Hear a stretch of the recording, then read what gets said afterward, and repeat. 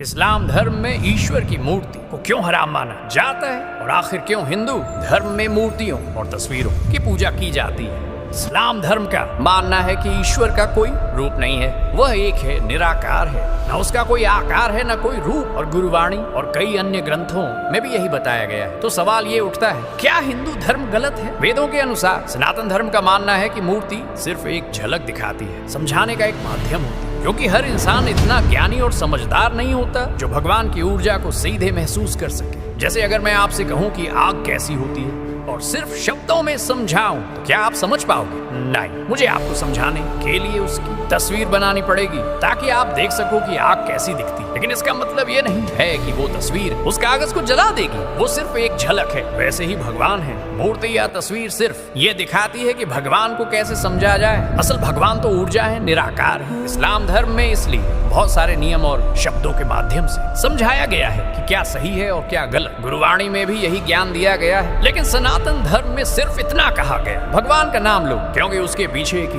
पूरी गहराई वेदों में लिखी हुई है। और असली समस्या यही है, हमारे वेद ग्रंथ और उपनिषद इतने ज्यादा है कि उन्हें पूरी तरह समझने के लिए एक इंसान के 3-4 जन्म भी कम पड़ जाए। इसीलिए वेदों को छोटा करके उपनिषद बनाए गए, जो एक तरह की समरी है। और ऐसे कुल 108 उपनिषद हैं, जिनमें अलग अलग तरीके से ज्ञान समझाया गया है। और इसी कारण हिंदू और मुस्लिम में झगड़े होते हैं, क्योंकि सबका अपना अपना दृष्टिकोण है। कोई भगवान को निराकार मानता है तो कोई साकार रूप में समझता है। लेकिन सच ये है कि दोनों अपने अपने तरीके से उसी एक परम सत्य को समझने की कोशिश कर रहे हैं। मैंने इसी पर चारों वेदों की एक सीरीज शुरू की है, जिसमें मैं 3 एपिसोड अपलोड कर चुका हूँ। अगर आपको सच में ग्रंथों को समझना है तो मेरी सीरीज जरूर देखो और अभी से फॉलो कर लो। इस वीडियो को शेयर करो